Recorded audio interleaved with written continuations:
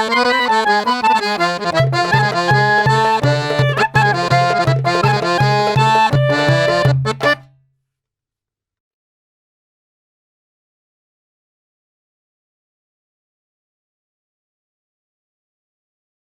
a tutti, buongiorno, Salvatore De Rinaldi qui da Casa De Rinaldi. Ho il piacere di ospitarvi oggi nel dimostrarvi appunto la verace pizza napoletana e i suoi segreti.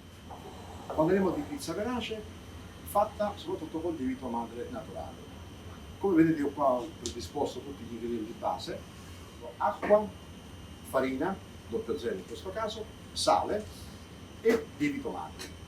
Ovviamente voi mi chiederete perché non utilizzare il lievito di birra. Uno, abbiamo creato un lievito madre naturale proveniente da zuccheri naturali in questo caso, che ci permette di dare un gusto maggiore al nostro impasto, ma soprattutto ci permette di dare un'alveolatura e dei profumi che sicuramente soltanto il lievito madre può rilasciare. Negli anni passati forse si è sviluppato dal dopoguerra in avanti come dire, la ricerca di uno starter appunto come lievito di birra compresso, classico che troviamo commercialmente parlando.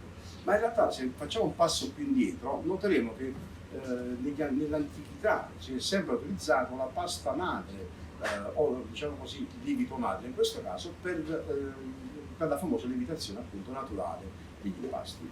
Vi accompagnerò in questo viaggio oggi dandovi appunto una ricetta base della pizza verace napoletana. Partiamo dall'acqua, soprattutto dall'acqua che è fondamentale perché per tutti gli impasti panificati normalmente si parte dalla farina. Noi per la pizza verace napoletana abbiamo la ricetta base classica che come misura è l'acqua. Quindi vi dirò la ricetta che è 1 litro di acqua, come vedete già misurata e già preparata.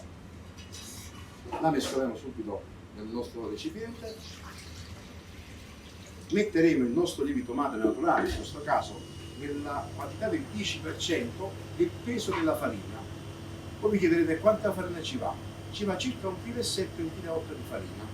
Quindi vado ad aggiungere il lievito madre all'acqua e con una frusta vado subito ad ossigenare il lievito con l'acqua.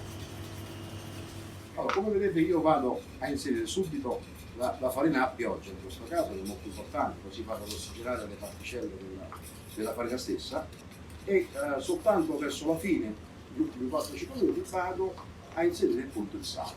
Il sale che nella misura è circa 50 grammi, appena si staccherà dalle pareti comincerò a impastare a mano. Siamo arrivati nella fase in cui metto sul banco l'impasto e lo continuo a mano. In questa fase vado a mettere il sale.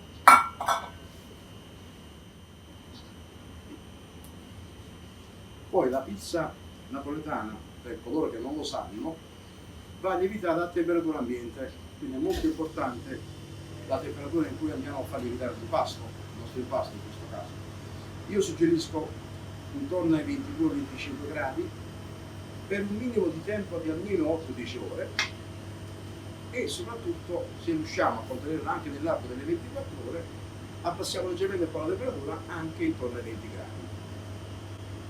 Rispetto ai impasti classici fatti appunto con lievito madre non ha bisogno di abbassare le temperature per il mantenimento perché il lievito madre essendo naturale reagisce diciamo così più lentamente sugli impasti. Come vedete, se riuscite a vederlo, è già abbastanza elastico, ok? Però che cosa facciamo? Visto che l'abbiamo impastato a mano, lo lasciamo riposare un po', così diciamo, si rilassa l'impasto e poi gli diamo un po' di giri di corda, sempre fatti a mano, coprendolo con un panno bagnato. Eccoci qua, passate le 2 ore, abbiamo il nostro impasto che è pronto per essere stagliato o spezzato per fare appunto i panetti.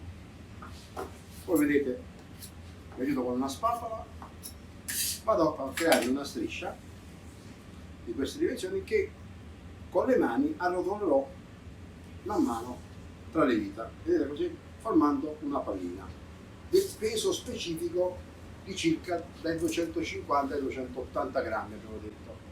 Ecco, vi faccio vedere la forma come deve essere chiusa sotto praticamente, deve formare una sorta di palloncino, ok? Diciamo questo viene definito anche taglio tipo mozzarella, no? Quando si mozza diciamo si fa il pasto. E trascorse le 24 ore andiamo a vedere il nostro impasto come si è comportato. Eccolo qua. Questo è l'impasto della pizza verace napoletana dopo appunto 24 ore di lievitazione a temperatura ambiente. Veniamo adesso alla manipolazione della pizza verace. Allora, una volta preso il panetto, come vedete io lo giro all'incontrario, lo vado a infarinare, okay.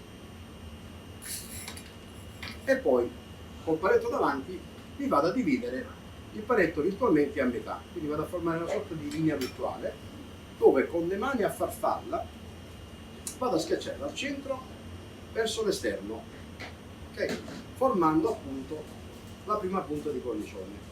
Lo vado a girare, vado a fare la stessa cosa. Faccio questo più volte fin quando non mi rendo conto che sotto le mani il panetto risulta uniformemente steso dappertutto.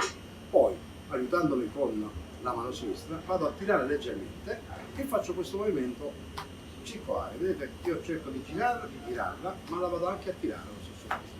Vi mostro meglio facendovi un segno con la vado a tirare con la sinistra, me la vado a passare sulla destra e con la mano all'arco. Vedete che giro, il segno che ho messo gira, perché è un movimento, oltre che tirare, rotatorio, che viene fatto in questo modo. Proviamo a fare la Mastro Nicola. La Mastro Nicola, che vi racconto un po' di storia, è nata prima ancora della pizza margherita, quando ancora non si conosceva il pomodoro, quando ancora esistevano le famose schiacciate. Semplicemente si va a condire con dello strutto che utilizzo col pennello perché è leggermente sciolto. Voi sapete benissimo che cosa è strutto, dell'arco del maiale, in questo caso sciolto, che dà un profumo e una croccantezza stesso all'impasto. Poi ci vado ad aggiungere del basilico fresco, ecco perché Mastro Nicola l'ho presa dal fatto che a Napoli il basilico si chiama basilicola, del formaggio pecorino in questo caso, e ci mettiamo un pizzico di pepe per dare un po' più di gusto appunto al pasto. In aggiunta aggiungo anche un filo d'oro extravergine.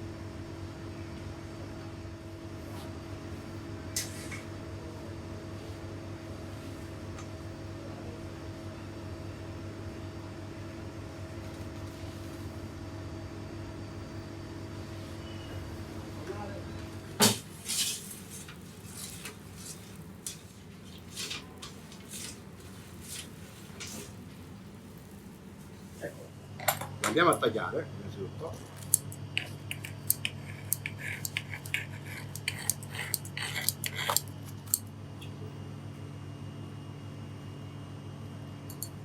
La vado a completare ancora con un po' di pecorino sopra, che dà un po' più di sapore, e ci mettiamo ancora delle foglie di basilico fresco